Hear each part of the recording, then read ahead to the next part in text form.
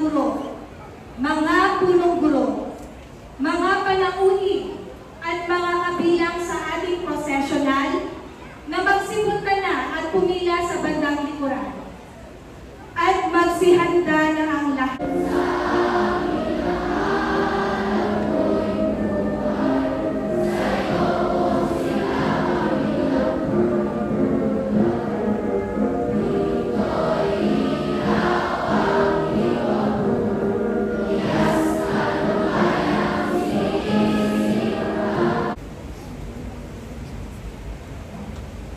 Ikalawang Pangulo ng Republika ng Pilipinas na siyang kalihim ng kagawaran ng edukasyon, kagalang-galang Sara Duterte Carpio, sa aming kagalang-galang na pinunong pansangay na tagapamanihala sa mga paaralang panlungsod ng Lungsod Quezon, Dr. Cardine S. Sevilla, CESA 5, sa aming tagamasid Pampurog, Dr. Alda Binabor, sa minamahal naming punong guro, Ginang Merlin N. Villegas, sa mga panauhing pandangat, mga guro, mga magulang, at sa mga kapwa kong magsisipagtapos, isang mapagpalang umaga po.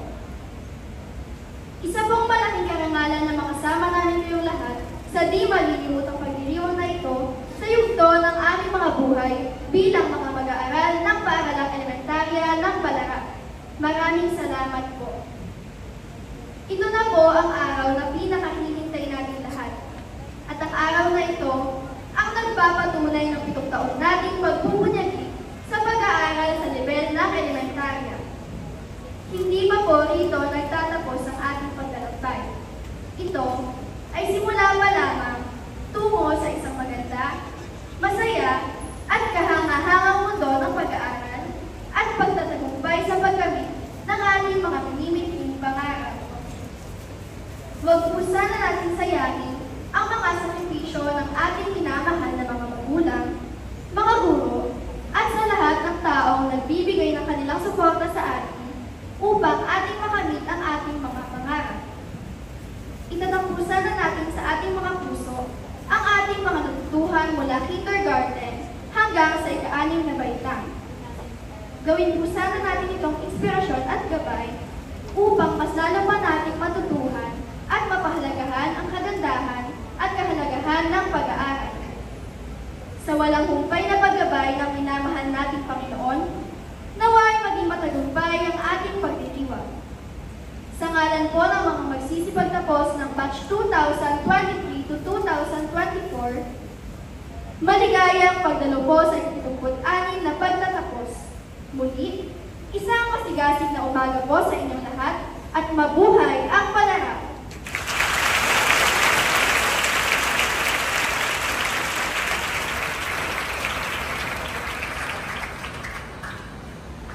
M. Plata, Samantha G. Prieto, Wendy R. Fujante, Angel Ann Emery Hidor, Andrea May Sangka, Sam Andrea M. Soriano, at Ashley Janlia E. Torio. Ang susunod ay ang pangkasbinalay, Gurong Tagapayo, Ginoong Maximiano Rivera Ramos.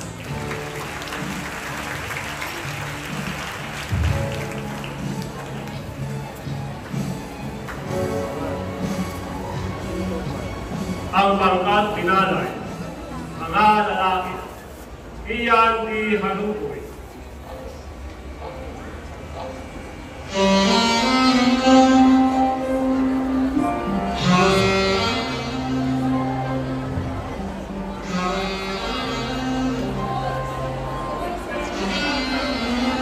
Amin pong ipinababatid na kapiling po natin ang konsehal ng ating lungsod, kagalang-galang Jeline Lumban.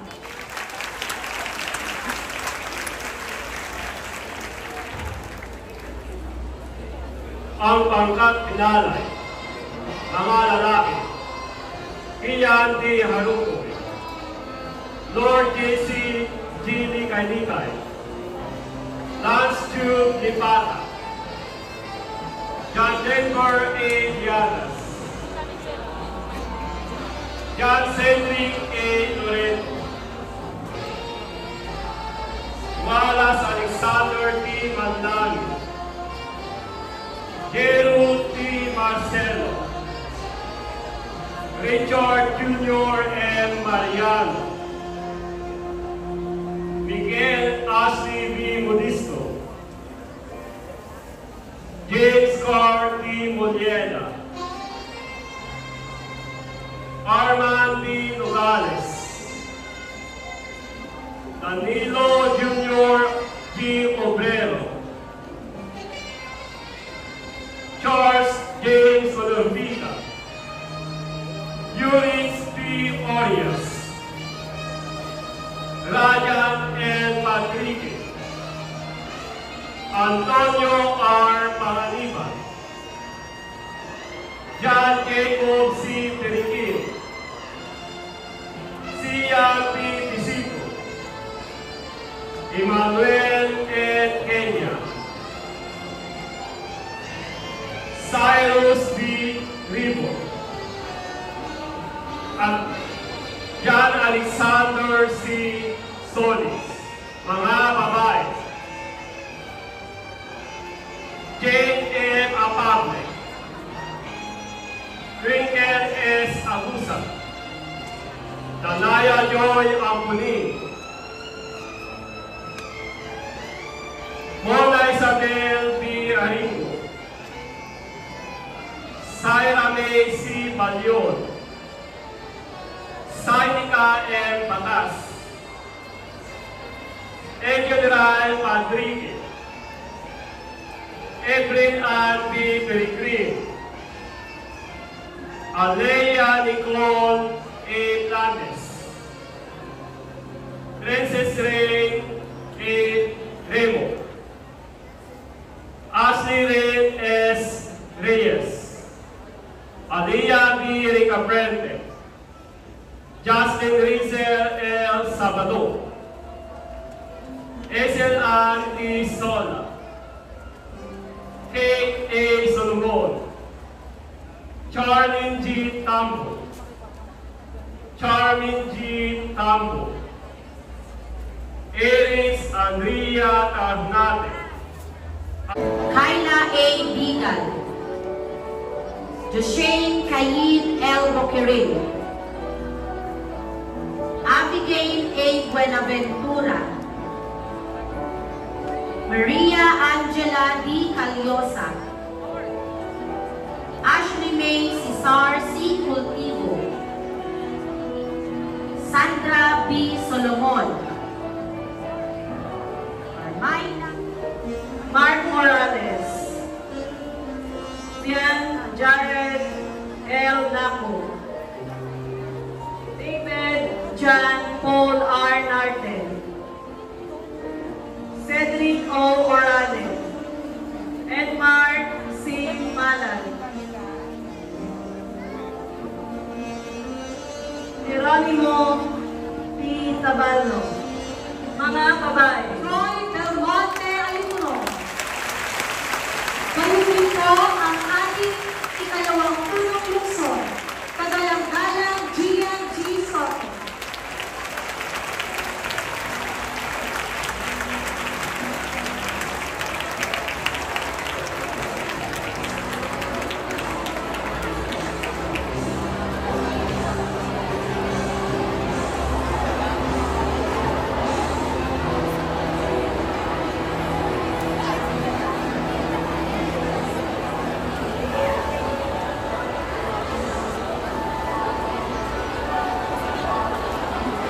Mga babae, Dame Trixie E. Acuzar,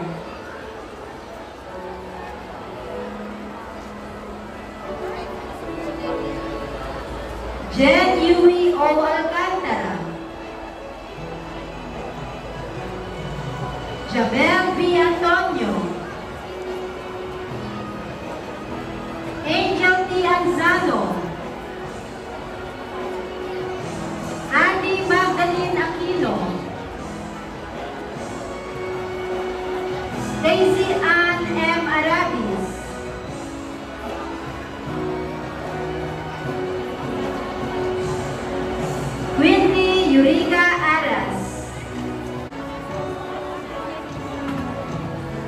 pong pinakamamahal na punong guro. Palapakan natin si Ma'am Merlin Villegas, ma'am. At kasama rin po natin ang ating pinakamamahal na pangalawang punong lungsod. Napakapalad naman natin na makasama siya ngayon, ang ating Vice Mayor, Dian Soto. Kasama rin po natin ang ating doktora ng ikatlong distrito, Councilor Doc Lumbad, Doc G. Lumbad, Jeline Lumbad. At si Punong Barangay Joseph Jojo Mahusay. Pakahusay yan. Graduate ka ba dito? Isang magandang ehemplo para sa iyo dahil siya isang graduate ng iyong paaralan.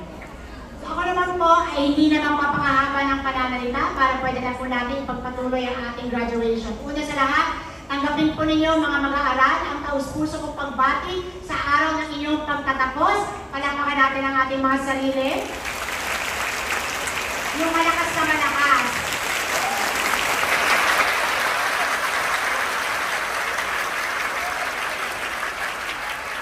At gusto ko ay tumingin kayo sa kaliwa, sa kanan, sa likod, at kung merong tao sa harapan, tignan niyo siya at sabihin na, congratulations, good job.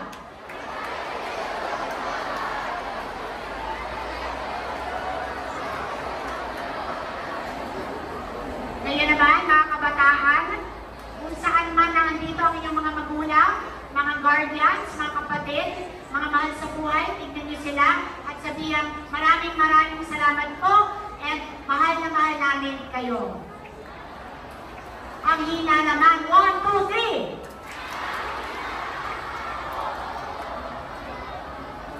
Nawala na yung mahal na mahal namin kayo. Hindi nyo mamahal ang inyong mga magulang. Lakasan natin, mahal na mahal namin kayo. Opo, totoong kailangan natin ipahiwatig sa ating mga magulang, pati na rin sa ating mga guro na nandito ngayon, na nagmalasakit at nagpuyat at nagsulong ng kilay para sa ating lahat. Dahil hindi natin mararating ang ating pagtatapos sa araw na ito kung hindi nang dahil sa kanila. At itong araw na ito, it's a day of pride because we are celebrating your achievements. At alam kong napakahirap din ang inyong mga nadaanan. Tama? Alam nyo ba na anong grade kayo nung nagkaroon ng pandemic? Grade 2? Grade 3? Yan ay isa sa pinakamasaklap na bahagi ng kasaysayan ng buong Pilipinas. Nadaanan ninyo yan at nalagpasan ninyo. Alam nyo, noong nakarang Abril lang, yan ang sinabi ng Pag-asang pinakamainit na tag-init sa buong kasaysayan ng Pilipinas. And yet, nalagpasan din ninyo yan. Kaya napaka-swerte at napakapalad at napakahusay at galing at tatag ng Batch 2024 dahil dalawa sa pinaka-matalimod na kapangyarihan sa ating kasaysayan sa Luzon, Quezon ay nalagpasan ninyo ang mga hamon na yan. Kaya palapakan natin ang ating mga sarili. Yan ay patunay na ang Batang QC ay lumalaban. Ang Batang QC hindi sumusuko. Ang Batang QC ay pinagalaban at ginagawa ang lahat para maabot ang kanyang pangarap. Tama mga Batang QC? Ayan. At kilala ba ninyo si Diwata? Si Diwata, idol ko. Idol nyo ba si Diwata? Idol ko si Diwata. Bakit? Nag-viral siya ngayon. Alam nyo ba, si Diwata, dati nakatira lang yan sa ilalim ng tulay. Alam niyo yung kanyang kwento. Pero, hindi niya tinanggap na ito lang ang kapalaran ko. Meron siyang magagand at matatayog na mga pangarap sa buhay. At siya ay naging madiskarte. Kaya tatlong diyan, Diwata, diskarte, diploma. Naging madiskarte siya. Anong ibig sabihin ng madiskarte? Yung hindi mo tinatanggap na hanggang dito ka lang. Yung lahat ay ginagawa mo para lang umangat ka at gamit mo ang iyong mga pinapangarap. So anong ginawa ni Diwata? Sumali sa mga beauty contest, di ba? O, para magkaroon ng pera. Nag-ibang kaibigan sa mga taong tutulong sa kanya. Yan ang kahulugan ng madiskarte. Ano pa? Naging construction worker. Lahat ng kanyang pwedeng gawing trabaho para kumita, ginawa niya. No? Hindi siya sumuko. Siya ay nagpursige, siya ay determinado, siya ay nagpakatatag ng kanyang karakter, ng kanyang kalooban. At ngayon, napakarami ng ginawa si Diwata na madiskarte at meron na siyang pares overload sa Pasay. At ngayon nabalitaan ko, may bagong pares overload na siya sa Visayas Avenue sa Quezon City. Pero hindi yan ang dahilan kung bakit ko siya idol. Sa isang interview, tinanong si Diwata, Diwata, matagumpay ka na. Ano ang tingin mo mas mahalaga? Diskarte o diploma? Narinig niyo ba yan? Yung interview na yan? At ano ang sagot ni Diwata? Diploma pa rin. Kahit na naging madiskarte siya at naabot niya ang kanyang pangarap, still, nangangarap pa rin si Diwata na balang araw ay makakatanggap siya ng diploma. Kasi sabi niya, kung may diskarte ka at may diploma ka pa, mas mataas pa, mas marami ka pa ang maabot sa buhay. Kaya tandaan ninyo, mga kabataan, na meron tayong 3 D. Siyempre, Diwata, isang taong ina-idolize natin. Bakit? Kasi hindi nagpatalo sa kapalaran. Kailangan ay maabot at may paglaban lahat para makuha ang kanyang pinapangarap. Diwata bilang isang role model. Pero ang dalawang lessons niya sa atin, dapat maging madiskarte tayo. Kaya ba natin maging madiskarte? Gumawa ng paraan para maabot ang pangarap? Para umangat ang buhay, kaya natin maging madiskarte? At lahat ng diskarte natin ay magiging matagumpay kung meron tayong diploma. Kaya huwag isaalang-alang ang diploma. Huwag maliit ang inyong tatamo sa araw na ito. Napakalaking bagay ng inyong pagtatapos sa araw na ito. At ang aking pangarap at ang aking panalangin ay ipagpatuloy ng inyo ang inyong pag-aaral kasi meron pa kayong ilan na diploma kailangan matanggap para tunay ninyong tunay kayong mabigyan ng mga skills para maabot talaga ninyo ang inyong pinapangarap. Kaya ba? 2 pang diploma? High school, tama? Senior high school at college. At sa gayon ay malalagpasan nyo ang pinapangarap ni Diwata. No? May diskarte, may diploma, at maabot ninyo ang inyong pangarap sa buhay. Okay ba mga bata? Okay, so hindi na ako magpapakaba, 3 D. Pero meron din akong 3 C na kailangan ninyong matandaan. Number 1, challenges. Ang buhay ay punong-puno ng hamon at pagsubok. Katulad ng pandemya, katulad ng tag-init na dinaanan ninyo, lahat yan ay paghamon. Pero sa bawat paghamon, meron tayong ikalawang choice. Okay? May choice tayo. Susuko tayo or lalaban tayo. Ano ang gagawin ng batang QC? Ang batang QC hindi sumusuko, ang batang QC laging lumalaban. Ang batang QC laging nilalagpasan ang mga paghamon sa buhay. Tama? At ang 3, character, pagkatao ninyo. Alam niyo yung kasabihan? What doesn't kill you can only make you stronger. So tandaan ninyo na sa bawat hamon, minsan may kasamang hindi pagtagumpay, failure. But failure is not our enemy. Hindi natin kalaban ang failure. Kaibigan natin ang failure. Bakit? Kasi sa bawat sandali na hindi tayo naging matagumpay, tayo ay lumalakas, tumatatag at tumitibay para pwedeng sumubok muli, lubaban muli. Because hindi tayo pwedeng mag-give up. Even failures are supposed to strengthen us and give us the character that we need to overcome all challenges. Mga batang QC, kaya ba natin yan? Ano ang 3 D? 3 D? Diwata, diskarte, diploma. Ano ang 3 C? Challenges, choices, your character. Okay, pasado ang batch 2024. Kaya sa lahat sa inyo, congratulations sa muli. Isang masigamo pa ang akin. We are very, very proud of you makuhay ang batch 2024. Makuhay ang batang Quezon City.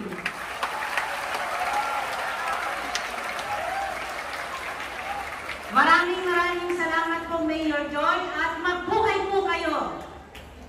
Ayun po. Prince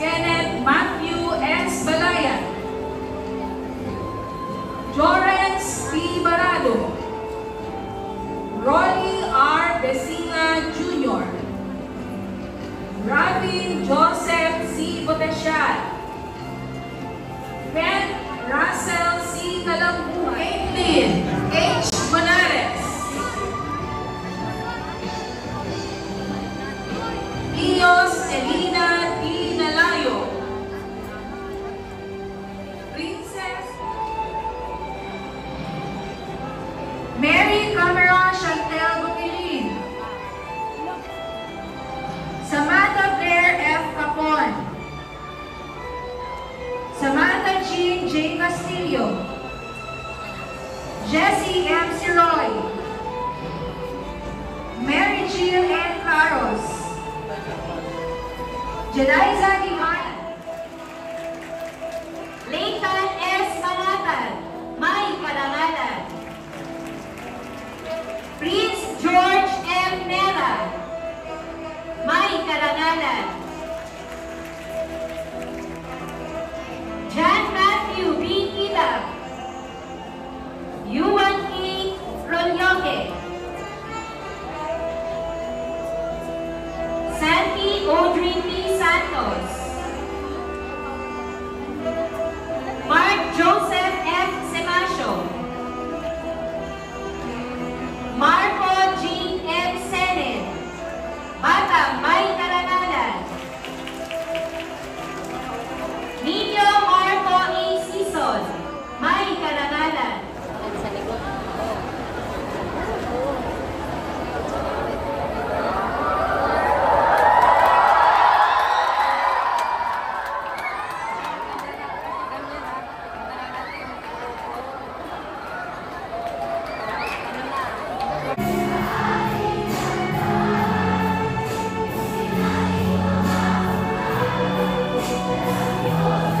sa mga nagsipagtapos, sa kanila pong mga magulang, mga gurong tagapayo, at lubos po kaming nagpapasalamat sa lahat ng mga tumulong, nagbigay ng gantimpala, at sa mga panauhing tumalo at nakisa sa pagtatapos na ito. Ito po ang inyong lingkod, Ginang Jacqueline Puma de Guzman. At ako naman po si Ginoong Mark Mali Elacion Padernal, Ang iyong pong mga gurong tagapagdaloy ng palatuntunan. Na bumabati. Maligayang araw ng